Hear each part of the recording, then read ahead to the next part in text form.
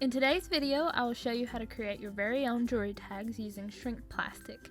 This will make your jewelry look professional and are much more cost effective compared to getting someone to make them for you. Let's get started. The things you'll need for this product is a letter set of your choice, an acrylic block used for stamping or any other flat surface like this, a permanent ink of your choice. I chose Stays On brand. A hole punch. It really depends on what size you want your tags to be. Like I chose this 1-inch punch for my necklaces, which produces a 1mm size tag. And finally, some shrink plastic. I'll insert a picture of the brand that I use now. For what it costs, you can really get a lot of tags out of one pack. The first thing you want to do is use your hole punch and cut a piece of shrink plastic. It's good to have your hand over the opening so your plastic doesn't go flying everywhere.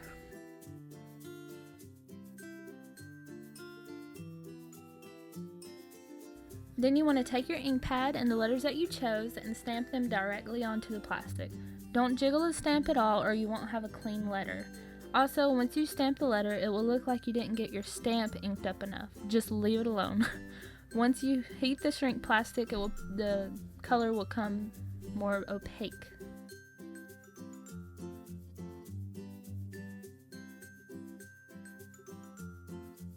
Now it's time to shrink it. You will also need a heat tool for this. It might be easier to use a craft oven if you have one, if you don't have a heat tool like this one. Just be careful not to burn yourself. You'll want to get your heat tool good and hot before directing the heat towards the plastic. It just makes the shrinking much more easier. And fair warning, you will have to chase your plastic all around the desk before it shrinks. This is the only negative side of using the heat tool. That's why I'm thinking of switching my methods to my craft oven. And with all this chasing, it will take a few minutes to finally shrink it. And another note, I didn't think about this when I filmed this, but it will be better to use a towel or some sort of smooth surface to shrink your plastic on, because whatever surface you're working on, it will leave the impression on your plastic. Like, for instance, I used a textured paper and it left the impression onto the plastic.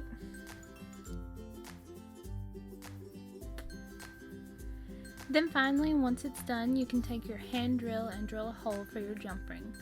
I've tried using a Dremel tool for this step, but with it spinning so fast, it tends to melt the plastic onto your drill bit.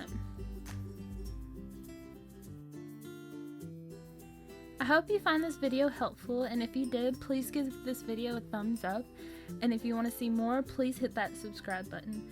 I put out videos every week, so check out my social media pages where I post updates and such throughout the week, and have a great weekend, and I'll see you all next week.